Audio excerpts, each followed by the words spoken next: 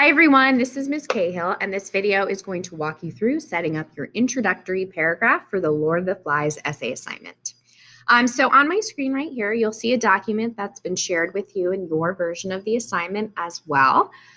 This document is going to walk you through some suggestions for what to put in your introductory paragraph, but just like in previous steps, this is really just some suggestions, but this isn't the only way that you can set up this paragraph. So if you'd like to take this in a different direction, that's totally fine. All right. Now you may be wondering why we've waited to do the introduction until after we've written the body paragraphs.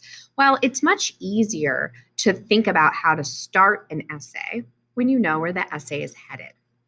So by writing the body paragraphs first, we know what we need to introduce. Hopefully that makes sense. And so we can make sure that the introduction is not too repetitive, as it often is when we start with that. So let's take a look at the components of an introduction. There are three parts here. First is a hook, which is the opening sentence. That's an attention grabber. Then we need to provide context and details from the book to set up the scene of the essay.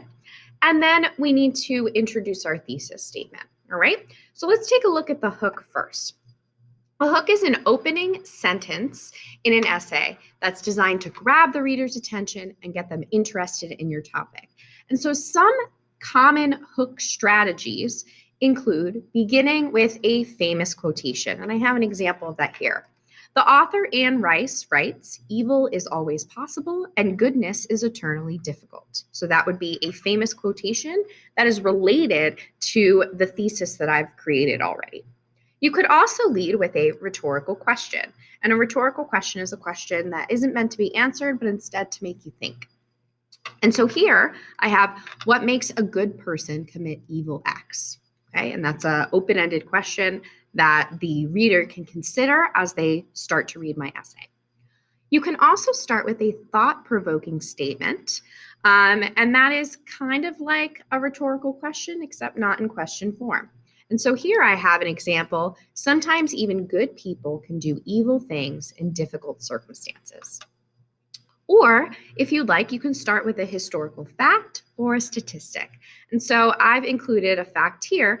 Charles Darwin argued that animals must adapt in order to survive, which may lead them to commit terrible acts. And so this reference to Charles Darwin is my connection to history.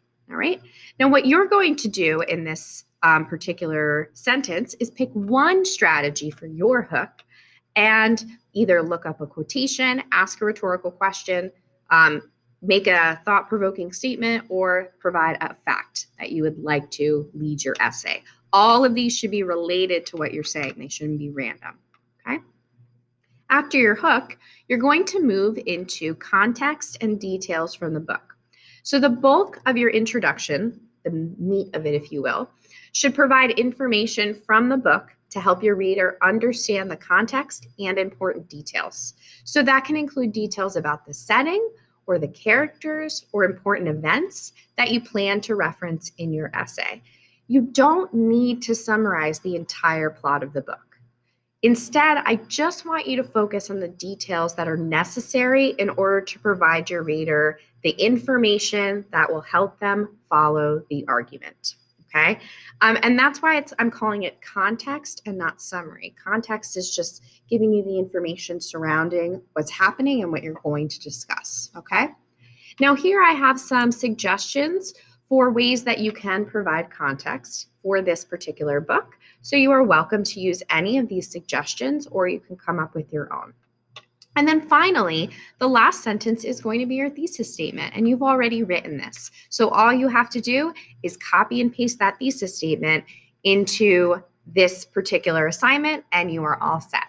Now let's take a look at an example of an introductory paragraph based on the thesis statement that I've created in previous steps.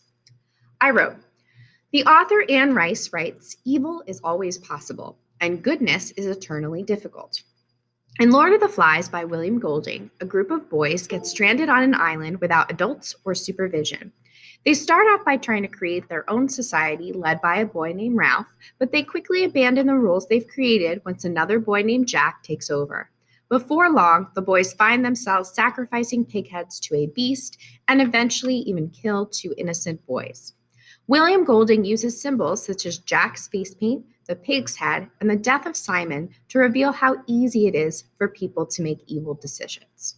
Okay, now you'll notice here that these are color coded, and just like in the previous steps, the colors correspond to what part of the paragraph I'm focusing on here. I decided to lead with a quotation here. And then I provided only information from the book that's related to my point about making evil decisions. And then I ended with my thesis statement. All right, so now it's your turn to go and set up your introductory paragraph. Use my example here and these sentence frames here to help you get started, and then type your introduction in the space that is provided. Thank you so much for watching, and I hope this was helpful.